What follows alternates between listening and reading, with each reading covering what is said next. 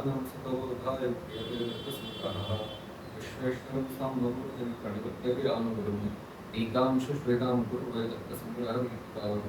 अभी तक पूर्व की कक्षा में नित्य द्रव्यों विशेषास्त्रता एवं यहाँ तक हो गया था। नित्य द्रव्यों में रहने वाले परमाणुओं के मध्य जिनके कारण भेद होता है वह विशेष जो है वे अनंत है, ऐसा हुआ।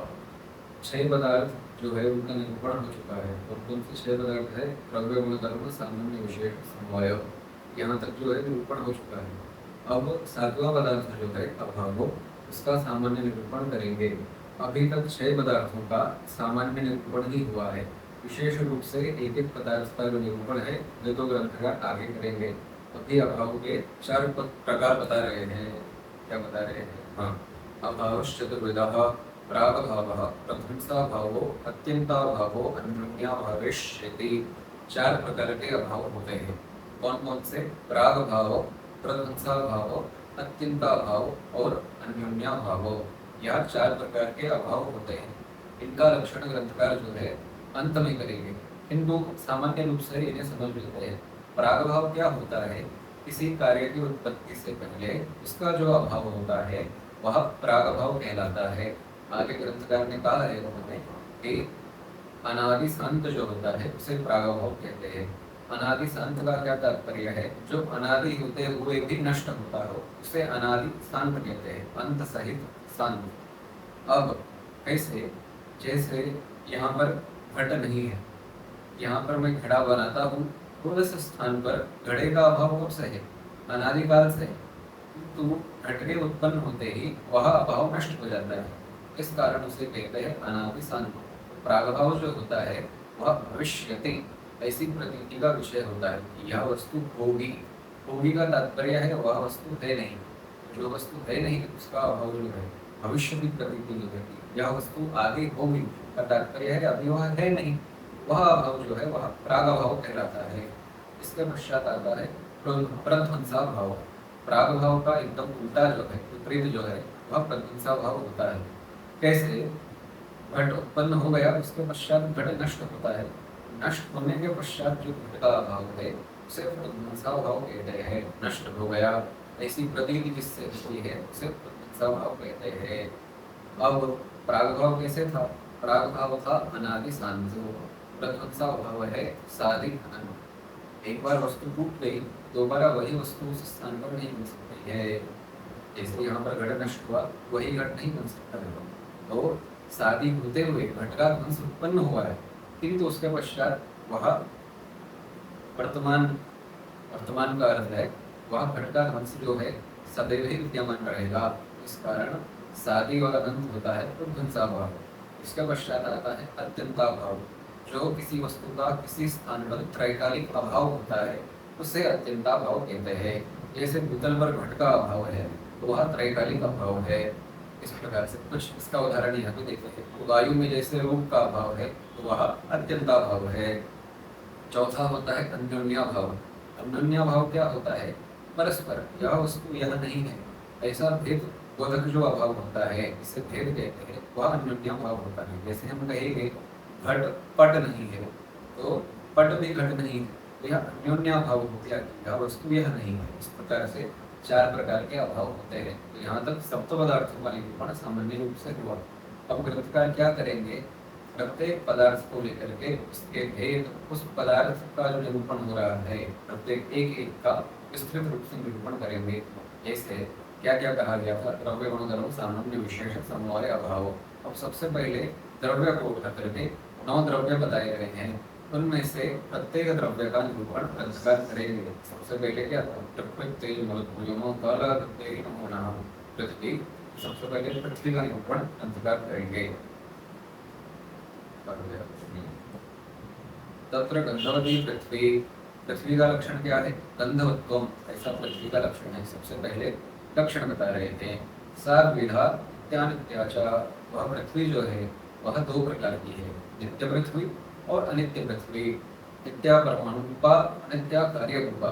नित्य पृथ्वी जो है वह परमाणु, क्योंकि परमाणु न्यायिक मत में निरवयव है और जो है परमाणु का नाश नहीं होता है, परमाणु नित्य है। द्वैणुक त्रैणुक से लेकर के जितना भी कार्य है वह सब नष्ट होता है। नित्य पृथ्वी जो है वह परमाणु रूपा है, पर अनित्य पृथ्वी क्या है? अनित्य कार्य रूपा। अनित्य पृथ्वी जो है वह कार्य रूप है। कार्य रूप का अर्थ है परमाणु से अतिरिक्त जितने भी आगे कार्य रूपी है, जैसे हमारा शरीर ही मान लीजिए, या कोई घट इत्यादि मान लीजिए, मिट्टी मान लीजिए, मृदा पाषाण जो भी है, सब कार्य रूप है, वह अनित्य पृथ्वी है।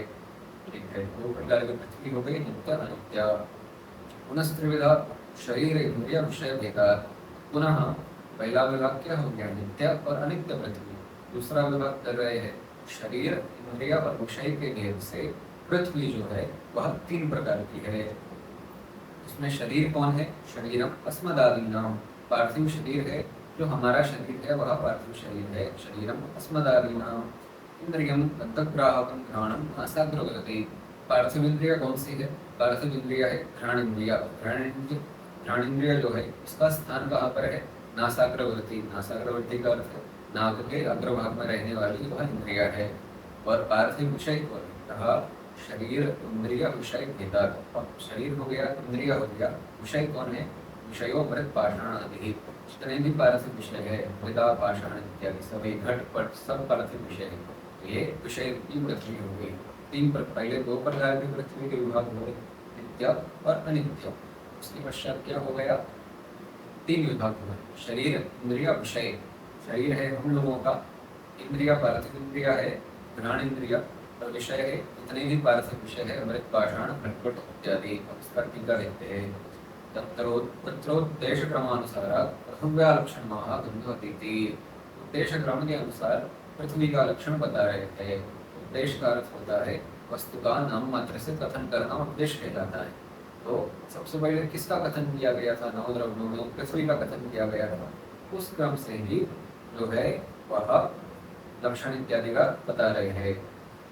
अब उद्देश्य क्या है इसको बता रहे हैं। नामना पदार्थ संकीर्तनम उद्देश्य। नाम से पदार्थ का संकीर्तन कथन जो है उसे करना कहलाता है उद्देश्य। नामना पदार्थ संकीर्तनम उद्देश्य। उद्देश्य का अर्थ है नाम से वस्तु का कथन। कौन सी वस्तु का कथन? जो लक्ष्य है, इसके विषय में हम बोल रहे हैं, वह वस्तु, ऐसे नहीं किसी भी वस्तु का कथन। यदि इस उद्देश्य लक्षण में नामना नहीं कहा जाता है, क्या हो जाएगा? संकीर्तनम उद्देश्य ऐसा हो जाएगा, नामना पदार्थ संकीर्तनम उद्देश्य की जगह पर पदार्थ संकीर्तनम उद्देश्य हो जाएगा। पदार्थ संकीर्तन प्रमेय ऐसा कहकर भी हो सकता है, प्रत्येक वस्तु प्रमेय ही है। प्रमेय के अंतर्गत सभी पदार्थ आ जाते हैं। प्रमेय मात्र कह करके वह भी पदार्थ संकीर्तन हो ही रहा है, किंतु वह लक्ष्यता अवच्छिन्न जो वस्तु है, जो हमारी लक्ष्य वस्तु है, उसका संकीर्तन मात्र वह नहीं है, नाम से संकीर्तन वह नहीं है। ऐसे ही लक्षण वाक्य जो है, लक्षण वाक्य भी क्या करता है? वस्तु का ही बोधक होता है। जैसे हमको गाय को कहना यह गाय है, हम कह देंगे शासनादिमत्वम, ऐसा हम कहेंगे। शासनादिमत्वम किसका लक्षण है? गाय का ही लक्षण है। तो शासनादिमान प्राणी जो है वह गाय ही है। शासनादिमान कहने पर भी वस्तु का संकीर्तन हो रहा है, किंतु उद्देश्य नहीं हो रहा है। उद्देश्य के लिए नाम मात्रेण वस्तु संकीर्तनम उद्देश्य, ऐसा लक्षण देना चाहिए कि नाम मात्र से ही वस्तु का संकीर्तन करना है। वस्तु जो कोई भी वस्तु नहीं, लक्ष्यता अवच्छेदक अवच्छिन्न जो है, जो हमारी लक्ष्य वस्तु है, वही मात्र उसका ही संकीर्तन कहलाना करना उद्देश्य कहलाता है। ठीक है, अब उद्देश्य क्रम में नियामक कौन है? उद्देश्य कैसे कर किसका करना है, इसमें कौन नियामक है? इसमें नियम क्या है? कह रहे हैं उद्देश्य क्रम में जो सर्वत्र श्रेय नियम का उद्देश्य क्रम में किस पदार्थ का पहले कथन करना है, किसका बाद में करना है, इसमें ग्रंथकार की इच्छा ही नियामक है, कोई ऐसा भिन्न नियम नहीं है। अब यहाँ पर शंका क्या हो रही है? पृथ्वी का लक्षण किया गया, अब यहाँ पर शंका कर रहे हैं अनुसुरभ्य सुरभ्य व्यवहार परस्पर विरोधेन गंगानुपादात् अव्याप्तिः न च तत्र गन्धप्रतीत्यनुपत्तिरिति वाच्यम् अवयोगनस्यैव प्रकृतिसम्बोधेन च प्रगन्धः मुक्तिपरः।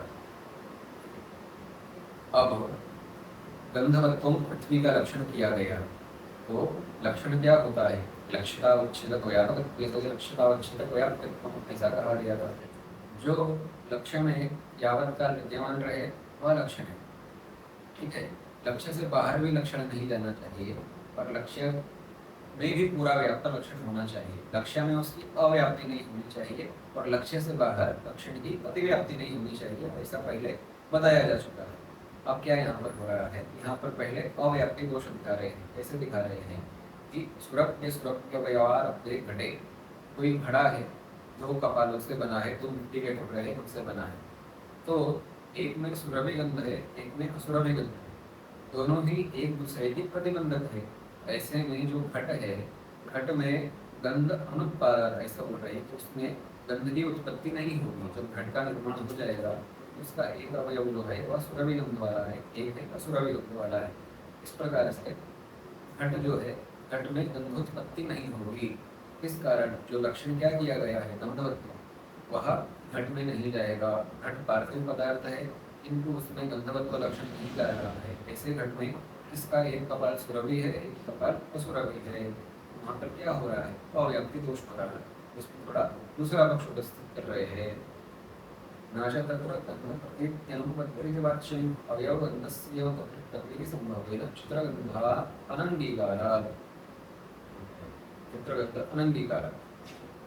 अब दूसरा पक्ष क्या कह रहे हैं, घट में ऐसा सुरभि असुरभि अवयव से जो उत्पन्न घट है उसमें गंध की प्रकृति उत्पन्न होती है। वह कैसे होती है, ऐसा नहीं कह सकते वह घट में गंध की उत्पत्ति है, उसको अवयवगत गंध ही मानना होगा, ऐसा यहाँ पर ग्रंथकार कह रहे हैं।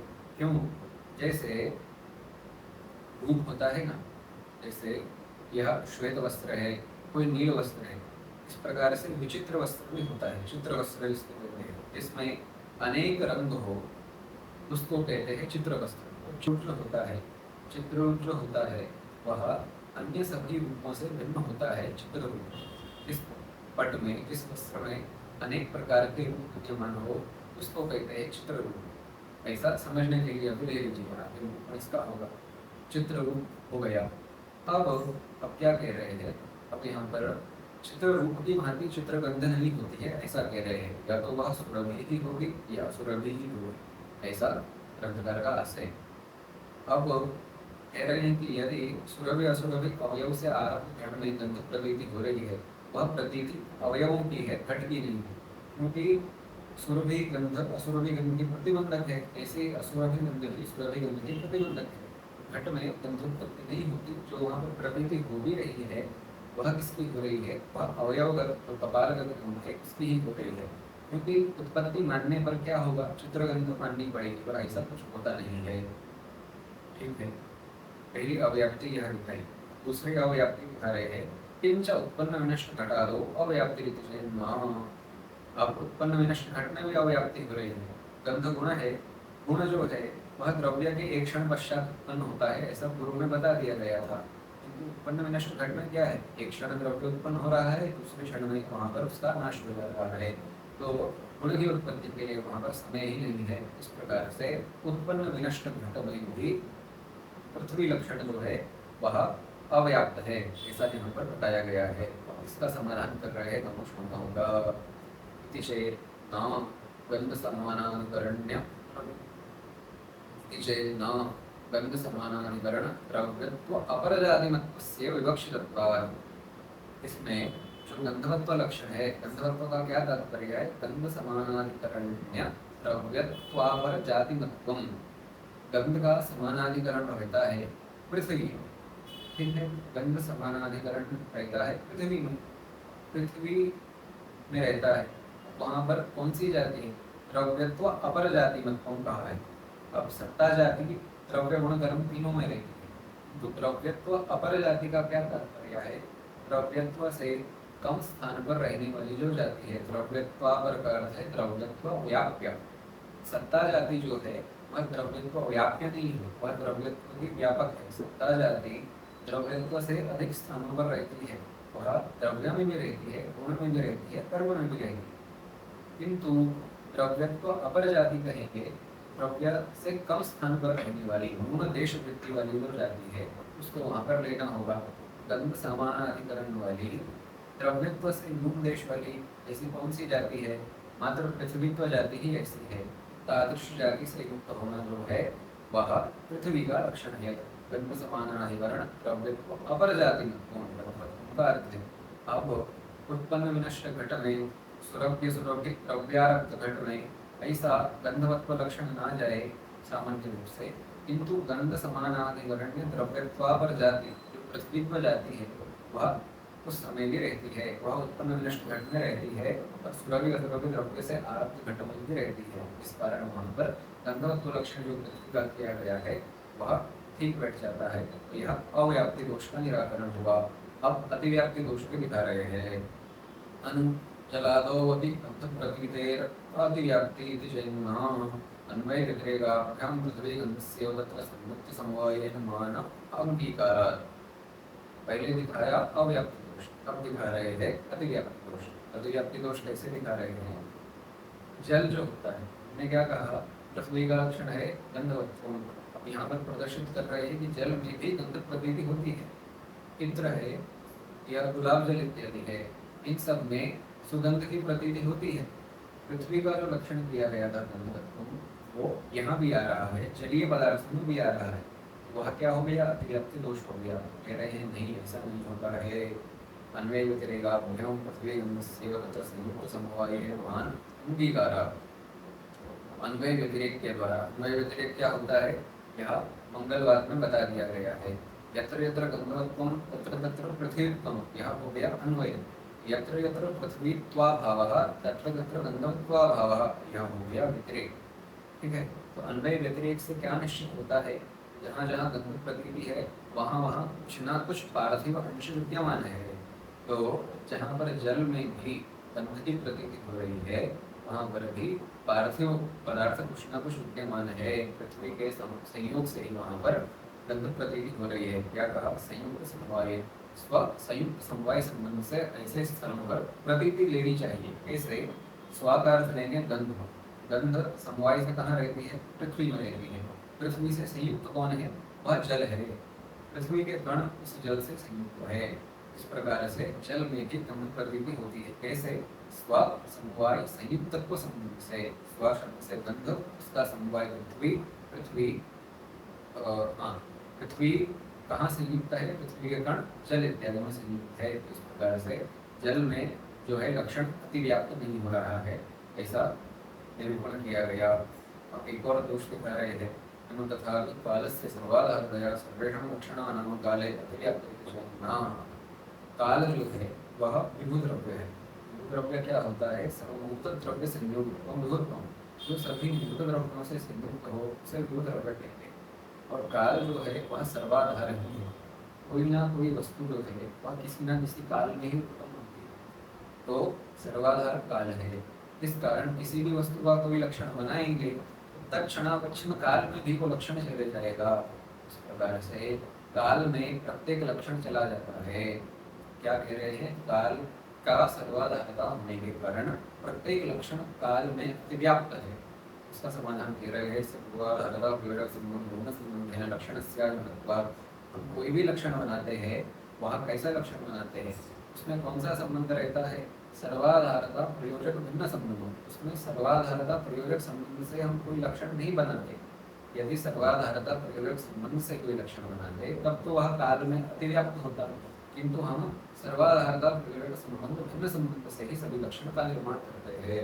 काल सर्वाधार है, उसमें सभी लक्षणों की अतिव्याप्ति हो जाती है, किंतु हम कह देंगे प्रत्येक लक्षण जो है वह कैसे बनता है? सर्वाधारता प्रयोजक संबंध भिन्न संबंध है ना, तो वहाँ पर सर्वाधारता काल में कोई भी लक्षण जो है उसकी अतिव्याप्ति नहीं होती। यह हो गया इतना भाव। अब बोल रहे हैं पृथ्वी में विभजता साल विभेदी, पृथ्वी का विभाजन कर रहे हैं और दो प्रकार की है। तो आया नित्य और अनित्य। नित्यत्व ध्वंस अप्रतियोगित्व। नित्यत्व क्या है? ध्वंस का अप्रतियोगी होना। अप्रतियोगी होने का अर्थ है इसका ध्वंस नहीं होता है, वह ध्वंस का अप्रतियोगी है। तो इसका ध्वंस न होता हो वह नित्य है। कौन नित्य है? परमाणु। पृथ्वी के परमाणु नित्य है। अनित्यत्व प्रतियोगित्व। अनित्यत्व क्या है? जो ध्वंस का प्रतियोगी बनता हो अर्थात इसका ध्वंस होता हो वह अनित्य होता है। अनित्य कौन है? कार्य रूप पृथ्वी जो है वह अनित्य है। प्रकार अंतरण विभजते अनित्य आत्मनो भोगाय शरीरम यदा पश्चिन्नात्म भोगो जायते तद्भोगाय अन्यतरा साक्षात भोगः। पहले दो प्रकार का विभाग हुआ, तीन प्रकार का विभाग कर रहे। इसमें क्या समझना है? कुछ बोलते हैं नित्य पृथ्वी का 3 प्रकार का विभाग कर रहे हैं। किंतु जो कार्य रूपा पृथ्वी है, शरीर इंद्रिय रूपा जो पृथ्वी है और विषय रूपा जो पृथ्वी है, इसमें क्या होता है? विषय क्या कहा? मृत पाषाण आदि। मृत पाषाण आदि जो है, मृदा और पाषाण आदि, वे सभी अनित्य है। ऐसे ही हमारा शरीर भी अनित्य है। तो नित्य पृथ्वी का यह 3 विभाग नहीं है। ऐसे ही मात्र अनित्य पृथ्वी का 3 प्रकार का विभाग मानेंगे, वह भी संभव नहीं है। क्यों नहीं संभव है? क्योंकि विषय के अंतर्गत परमाणु भी आ जाते हैं, तो परमाणु तो नित्य है। क्या मानना पड़ेगा? नित्यानित्य पृथ्वी का 3 प्रकार का विभाग है। नित्यानित्य पृथ्वी 3 प्रकार की है। पहला प्रकार क्या कहा गया था? शरीर। पहला प्रकार है शरीर। अब शरीर क्या है? शरीर का लक्षण कह रहे हैं, आत्मनो भोगायतन शरीरम। आत्मा, आयतन का अर्थ होता है उपलब्धि स्थान। भोग की उपलब्धि का जो स्थान है, आत्मा के सुख दुख इत्यादि के भोग की उपलब्धि का जो स्थान है, वह शरीर कहलाता है। भोगायतनम शरीरम। तवच्छिन्न आत्मनि भोगो जायते भोगायतनम।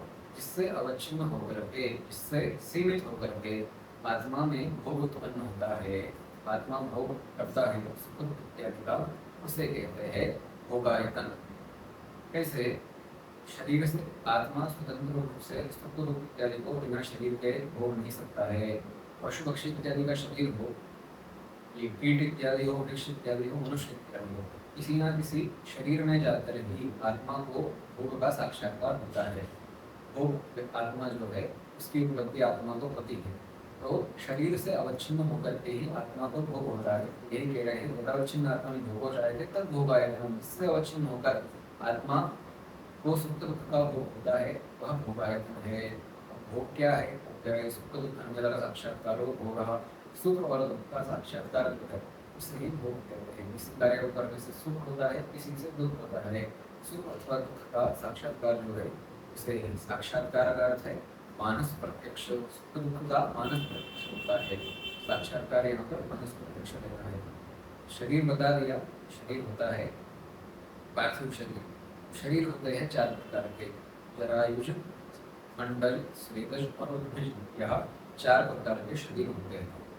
जरायुज होते हैं, गर्भ से उत्पन्न होते हैं, मनुष्य इत्यादि जो है वो जरायुज है। मंडल होते हैं, सर्प पक्षी इत्यादि। और क्या है? स्वेदज, जो जल पसीना इत्यादि से उत्पन्न होते हैं, इनमें उत्पन्न होते हैं, इनको कहते हैं स्वेदज। जैसे मच्छर इत्यादि हैं, यह स्वेदज होते हैं। चौथा क्या है? चौथा है उद्भिज, जो पृथ्वी को फाड़ करके उत्पन्न होते हैं, पृथ्वी का भेदन करके उत्पन्न होते हैं, उनको कहते हैं उद्भिज। जैसे वृक्ष इत्यादि की गहरी उद्भिज है। इसमें भी 2 मत है। न्याय वेदांत वाले तो मानते हैं कि 4 प्रकार के शरीर होते हैं, तो प्राभाकर मीमांसक जो है, प्राभाकर मीमांसक के मत में 3 प्रकार का ही शरीर होता है। वे वृक्षों को जो है नहीं मानते कि वृक्ष में सुख दुख का भोग होता है, वृक्ष उद्भिज है, उनके यहाँ उद्भिज शरीर नहीं होता है। किंतु मत यही है कि उद्भिज वृक्ष इत्यादि भी कर्म के फलस्वरूप ही मिलते हैं। वहाँ कहीं श्लोक भी आता है, क्या आता है?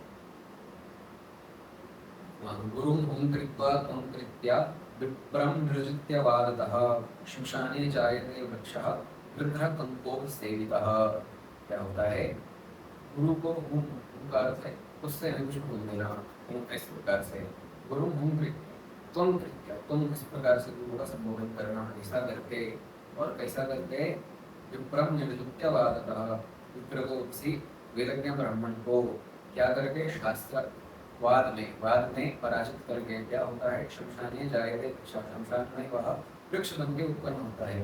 तो कोई बढ़िया वृक्ष नहीं, ऐसे आम सेविता युक्ता, किंतु कैसा वृक्ष? गृध्रक कंकोप सेविता, जिसमें ये शमशान में जो वृक्ष है उसमें गिद्ध और कंक के पक्षी है, वैसे पक्षी जिसमें बैठते हो ऐसा वृक्ष उत्पन्न होता है। इससे क्या सिद्ध हो रहा है कि वृक्ष इत्यादि का जन्म भी पूर्व जन्म के पाप पुण्य नहीं मिलता है, पाप के फलस्वरूप मिलता है, और वह भी सुख दुख का भोग करते हैं। यह हो गया शरीर का। अब है इंद्रिय। इंद्रिय का लक्षण जो है वह बहुत महत्वपूर्ण है, इसको ध्यान से सुनना चाहिए। इंद्रिय क्या है? शब्देदुद्भूत विशेष गुण अनाश्रयित ज्ञान कारण मनस्वाश्रयित गुण इंद्रियत्वम्। पार्थिव इंद्रिय है घ्राण इंद्रिय, जो नाक के अग्र भाग में रहती है, किंतु इंद्रिय है क्या? इंद्रिय तो क्या होता है? इंद्रिय तो होता है शब्द विशेष गुण अनाश्रय ज्ञान कारण मन संयोग आश्रय गुण इंद्रिय। इस लक्षण को धीरे धीरे करके समझते हैं, एकदम से समझ नहीं आएगा। उदाहरण कर रहे हैं, विशेष गुण कौन कौन से होते हैं? शब्द, रूप, रसगंध, स्पर्श, सांसिक, द्रवत्व, स्नेह, बुद्धि, इच्छा, द्वेष, प्रयत्न, अदृष्ट, यह होते हैं विशेष गुण। ठीक है, विशेष गुण दो प्रकार के होते हैं, उद्भूत और अनुद्भूत। उद्भूत रूप क्या है? उद्भूत रूप है जैसे यह पुस्तक है, इसमें उद्भूत रूप है। अनुद्भूत रूप जो है वह इंद्रिय में रहता है। उद्भूत अनुद्भूत रूप से दो प्रकार के जो है वह गुण होते हैं। किंतु श्रोत्रेंद्रिय जो है वह आकाश रूपी ही श्रोत्रेंद्रिय है। तो श्रोत्र में शब्द रहता है, वह उद्भूत शब्द ही रहता है, वहाँ अनुद्भूत शब्द नहीं रहता। तो किंतु अन्य जो चार इंद्रियां हैं, अन्य चार इंद्रियां कौन कौन सी है? त्वक, चक्षु, रसन और घ्राण, इनमें अनुद्भूत गुण रहते हैं। चक्षु में अनुद्भूत रूप रहता है। यदि चक्षु में उद्भूत रूप रहता, 24 घंटे किसी न किसी रूप का प्रत्यक्ष होता है। ऐसे ही त्वचा में यदि त्वक इंद्रियों में उद्भूत स्पर्श रहता, 24 घंटे स्पर्श का अनुभव होता, किंतु ऐसा होता नहीं है। त्वक, चक्षु, घ्राण और रसन, इन चार इंद्रियों में क्या होता है? अनुद्भूत गुण रहते हैं। और श्रोत्र इंद्रिया में उद्भूत गुण रहता है, शब्द। यदि तो क्या हो रहा है? एक इंद्रिया में रह रहा है उद्भूत गुण, बाकी में रह रहा है अनुद्भूत गुण। तो क्या हम कर देंगे? शब्देतर उद्भूत, शब्देतर उद्भूत विशेष गुण अनाश्रय। इंद्रियां जो है शब्देतर उद्भूत विशेष गुण का अनाश्रय नहीं। शब्देतर का अर्थ शब्द को ले लेना है, शब्द का आश्रय श्रोत्र इंद्रिय है। शब्देतर उद्भूत विशेष गुण अनाश्रय सती, शब्द से इतर जो विशेष गुण है उन सभी का अनाश्रय इंद्रियां है। इतना तो हो गया। सती ऐसा होने पर जो क्या है? ज्ञान कारण मन संयोग आश्रय, जो ज्ञान का कारण है आत्म मन संयोग, उसका आश्रय बने, उसे कहते हैं इंद्रिया। शब्द से इतर विशेष गुणों का अनाश्रय होते हुए जो ज्ञान का कारण आत्म मन संयोग है, उसका आश्रय बने, उसे इंद्रिया कहते हैं। ज्ञान का कारण है आत्म मन संयोग।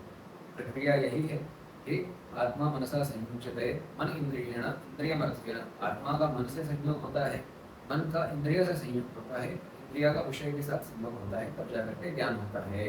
तो आत्मा मन संयोग ज्ञान के प्रति कारण है। इस प्रकार से क्या होगा लक्षण? कि शब्द से इतर विशेष गुणों का आश्रय न बनते हुए, जो शब्द से इतर उद्भूत विशेष गुणों का आश्रय न बनते हुए ज्ञान कारण मन संयोग का कारण होता है, उसे इंद्रिया कहते हैं। अब इसमें यदि मात्र इतना कहेंगे, शब्देतर उद्भूत विशेष गुण अनाश्रयत्वम इंद्रियत्वम, तो ऐसा करने पर क्या होगा? ऐसा करने पर काल और दिक् में भी यह लक्षण चले जाएगा। कैसे हो जाएगा? काल और दिक् किसी भी विशेष गुण का आश्रय नहीं होते हैं, तो उनमें भी शब्देतर उद्भूत विशेष गुण अनाश्रयत्वम यह लक्षण जो है वह चले जाता है। ठीक है। अब क्या होता है? ज्ञान कारण मन संयोग आश्रय, मात्र ज्ञान कारण मन संयोग आश्रय कहते हैं, ये पहला पद नहीं कहते हैं। ज्ञान कारण मन संयोग आश्रय में क्या हो रहा है? आत्मा भी ज्ञान कारण मन संयोग का जो है वह आश्रय नहीं है। इस प्रकार से इंद्रियों में ना जाकर के आत्मा में यह लक्षण जाता है। क्या हो गया? शब्देतर विशेष गुण अनाश्रय सती ज्ञान कारण मन संयोग आश्रय।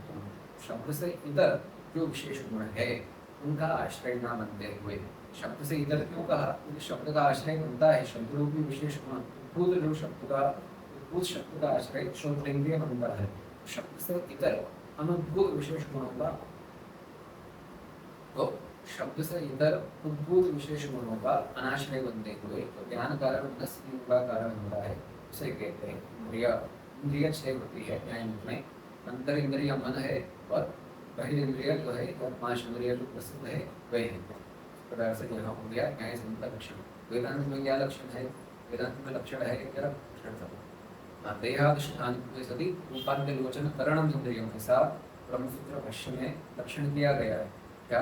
देहादिष्ठान सती रूपान्य लोचन करणम इंद्रिय, देह में स्थित रह करके देहादिष्ठान सती रूपान्य लोचन करण, रूप इत्यादि का तो प्रत्यक्ष करने का कारण है, वह इंद्रिय है। ऐसा वहाँ पर लक्षण है ब्रह्मसूत्र भाष्य में।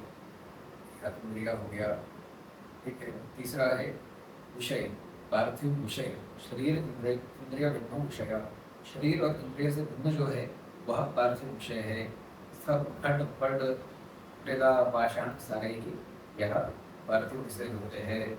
एवं च गन्धवत् शरीरं पार्थो शरीरं गन्धवत् इंद्रियं पार्थो इंद्रियं गन्धवत् विषयः पार्थिव विषयः। गन्धवत् शरीर पार्थिव शरीर है, गन्धवत् विषय पार्थिव विषय है, गन्धवत् इंद्रियं पार्थिव इंद्रियं, ऐसा लक्षण कर सकते हैं।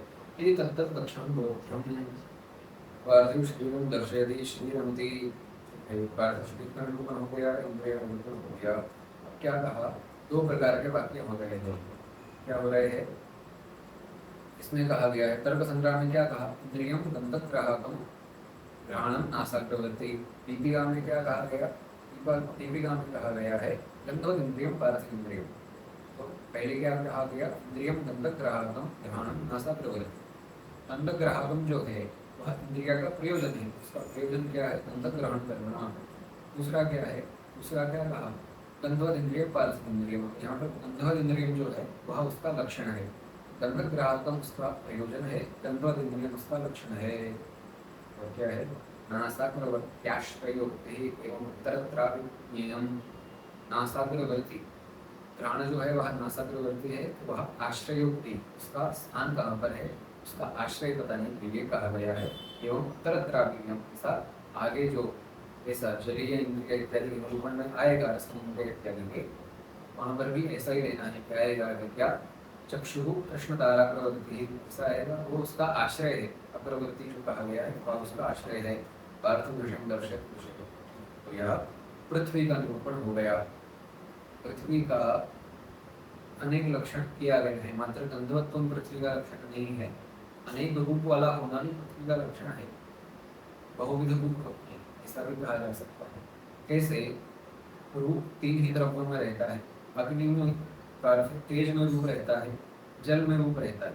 जल में भास्वर शुक्ल रूप रहता है, अग्नि में भास्वर शुक्ल रूप रहता है, आकाश और वायु में कोई रूप नहीं रहता। अग्नि और तेज में एक एक ही रूप रहता है, किंतु पृथ्वी में जो है, पृथ्वी में षड्विध रूप रहते हैं, 6 के 6 रूप जो है वह पृथ्वी में रहते हैं। एक से अधिक रूप जिसमें हो वह पृथ्वी है, ऐसा कहा जा सकता है। यहाँ पर शंका हो सकती है कि गंधवत्व पृथ्वी का लक्षण कहा गया है, किंतु सभी पार्थिव पदार्थों में गंधक प्रतीति नहीं होती। जैसे पत्थर ले लें तो सामान्य रूप से नहीं प्रतीति होती, किंतु ऐसा नहीं है, वहाँ पर हमें प्रतीति नहीं हो रही है, किंतु वास्तव में विद्यमान है। जैसे पत्थर लें, वैसे सामान्य रूप से प्रतीति नहीं हो, किंतु पत्थर को तोड़ करके उसका भस्म बन जाएगा तो उससे प्रतीति होती है कि नहीं होती है, उससे प्रतीति होती है। इस प्रकार से हमको प्रतीति नहीं हो रही है, किंतु सभी पार्थिव पदार्थ में क्या है, गंधवत्व लक्षण जो है वह व्याप्त है। ऐसा इसके पश्चात जल आप ऐसा करेंगे। इसके पश्चात जो है पृथ्वी हो गया, पृथ्वी के बाद क्या है, जल, इसका निरूपण आगे करेंगे। जल तेज